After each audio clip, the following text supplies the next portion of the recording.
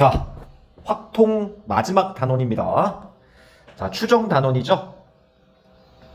크게 세 부분으로 나눠서 정리해 볼까 합니다. 첫 번째는 용어 정리부터 출발을 하고요. 두 번째 단원은 모집단과 표본집단의 관계라는 테마로 설명을 드릴 거고, 세 번째 단원은 말 그대로 추정, 모집단의 평균을 추정해 보는 단원으로 세 단원으로 나눠서 진행해 볼까 합니다. 자, 그럼 첫 번째 용어 정리부터 출발해 보죠.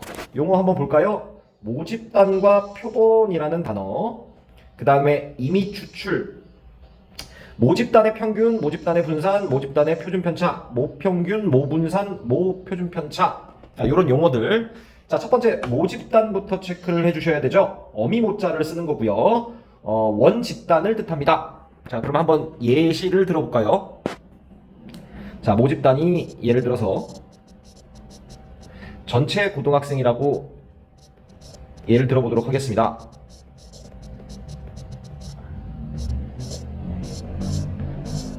자, 표본 집단은 임의 추출을 통해서 뽑아야 하고요. 학생 중 예를 들어서 1000명 조사를 하겠다. 표본을 통해서 모집단을 추정해 나가는 단원이 되겠습니다. 자, 그래서 기호 한번 체크해보면 모평균은 M 쓰고요. 모분산 시그마 제곱, 모표준편차 시그마 통상 사용합니다. 자, 표본도 마찬가지로 있겠죠. 표본 평균, 표본 분산, 표본 표준편차 확인하시고요. 표본 평균의 기호 눈여겨보셔야 되고요. 이것은 X바라고 씁니다. 다시 한번 강조하지만 X바라는 변수 형태임에도 불구하고 이름이 표본 평균이라는 거 눈여겨봐 주셔야 되겠습니다. 이거 자체가 표본 하나의 평균입니다. 자, 식으로 옮겨보면 n개의 자료가 있다고 봤을 때 x1 더하기 x2 더하기 모두 다 더해서 n으로 나누어 준 것, 여기에서 n은 개수가 되는데 용어상으로는 표본의 크기라고 명명하고요. 그것들 평균 된 것이다. 표본 하나의 평균을 표본 평균이라고 한다. 체크해 주시고요. 자, 표본 분산이요. 기호상으로는 S제곱이라고 씁니다. 모 분산은 시그마 제곱이라고 썼었죠? 시그마 제곱이요. 비교해 주시기 바랍니다. 자, 식으로 한번 써보겠습니다. 이거는 n-1분의 1이고요.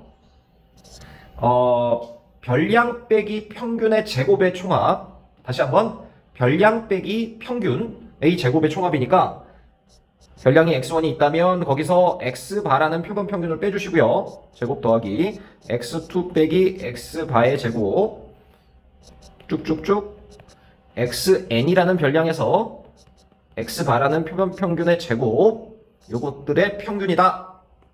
자, 주의할 점은 지금 보시면 n이 아니라 n-1로 나누고 있죠. 자, 이거에 대해서 설명이 있는데 일단은 n-1로 나눈다 라는 사실만 기억해 주시고요. 자세한 내용은 심화 강의에서 다루도록 하겠습니다. 다만 오차를 줄이기 위한 방편이다, n-1로 나눈다 정도만 체크를 해주시면 되겠습니다. 자, 여기다 적어보면 모 표준 편차 시그마 제곱이죠. 모 분산이죠. 자, 지우고요.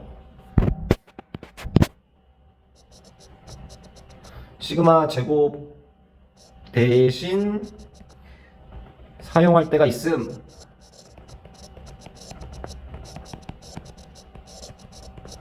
오차 줄이기 위한 방편. n 대신에 n-1로 나눈다 정도만 체크해 주시면 되겠습니다. 자, 표본 표준 편차 남았죠? 기호는 S다. 루트만 씌우면 되고요. 분산에다. 자, 여기까지 간단하게 필기하고 넘어가도록 하겠습니다. 자, 넘어가시죠.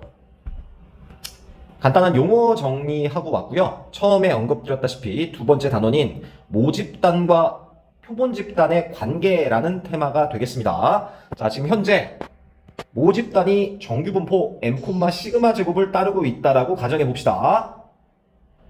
그런 상황에서 모평균이 지금 M인 거고요.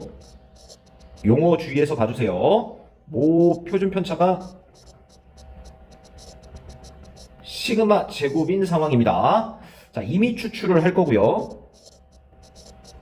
임의 추출을 통해서 크기가 n 인 표본을 추출하는 상황입니다. n개의 표본이 되겠죠. 이것들의 평균을 표본 평균 x바라고 해봅시다. 자, 그랬을 때 결론부터 말씀드리면요, 이 x바가 모집단의 평균인 평균과 같게 되고요, vx바는 원 분산인 시그마 제곱을 표본의 크기인 n으로 나누어줘야 된다. 시그마 x바는 표본 평균의 표준 편차죠. 이것은 루트 n분의 시그마가 된다 까지가 내용이 되겠습니다. 자, 그런데 용어 주의해 주셔야 되고요. 여기 보시면 x바라고 돼 있는데 이것이 말로 해보면 표본 평균이 모평균과 같다라는 사실이 아니죠. 주의해서 보셔야 됩니다. x바 자체가 표본 평균이기 때문에요. 정확하게 표현해보면 표본 평균의 평균이 모평균과 같다. 주의해 주셔야 되겠습니다. 다시 한번 체크해보죠. 자, 모집단과 표본집단의 관계에서 모평균과 표본 평균이 같은 게 아니고요, 표본 평균의 평균과 모평균이 같다. 정확하게 체크해 주셔야 되겠습니다. 자, 이거의 차이 간단하게만 좀 설명드리고 가면요, 자, 표본들이 여러 개가 있다고 가정해보죠. 여기 표본이 하나가 있고요, 크기가 n개입니다. 여기도 표본이 하나 있고요, n개요. 그래서 여러 가지 표본이 이렇게 있는 상황이 되겠습니다. 여기 한 개의 평균을 표본 평균 x1바라고 하고요, x2바 이것을 xn바라고 했을 때 이 표본 하나의 평균이 모집단의 평균과 같아진다는 것이 아니고요, 이것들 전체를 평균을 낸 것이 모평균과 같아진다라는 내용이 되겠습니다. 그 뜻이 표본 평균이 모평균과 같아지는 것이 아니라 표본 평균의 평균이 모평균과 같아진다. 이렇게 구별해 주셔야 되겠네요. 자, 분산도 체크해 보시면 분산은 n분의 시그마 제곱이었죠. 여기서 n은 표본의 크기가 되겠습니다. 여기 n이요, 표본의 크기. 다시 한번 정리해 보면 모집단이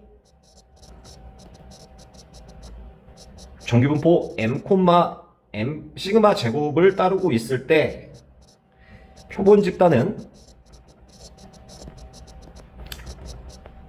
평균은 유지되고요, 분산만 n분의 시그마 제곱으로 바뀐다라는 내용이 결론이 되겠습니다.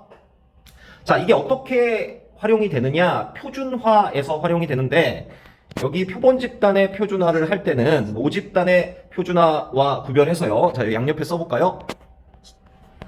자, 모집단의 표준화는 Z를 할 때 X에서 평균을 빼서 시그마로 나누어야지만 표준화가 되는 반면에, 표본 집단을 표준화를 할 때는요, X바에서 M을 빼주고 루트 n분의 시그마로 나눠줘야 된다라는 얘기가 되겠죠? 지금 보시면 여기 시그마가 루트 n분의 시그마가 되어 있는 걸 확인하실 수 있습니다. 자, 문제 풀어보면서 익혀보도록 하겠습니다.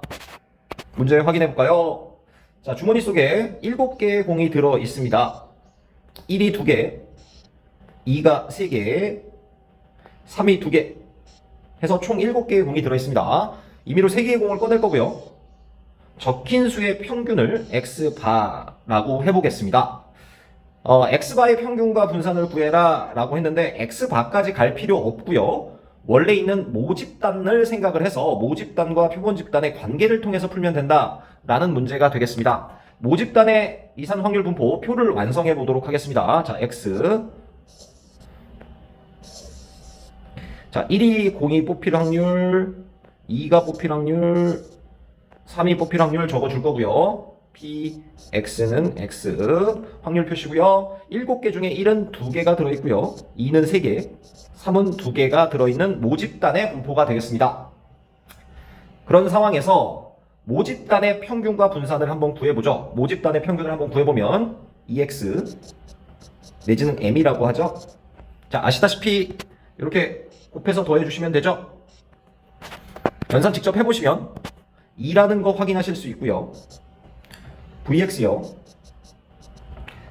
제곱들의 평균 빼기 평균의 제곱이라고 익히고 오셨습니다. 평균은 여기가 2니까요. 넣어서 계산하시고 이쪽은 이렇게 제곱해서 곱해주시면 되죠. 이런 식으로요.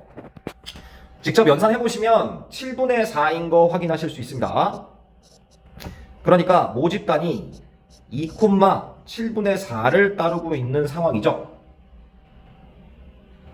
그랬을 때 표본은 어떻게 되느냐? 평균이 유지되고요.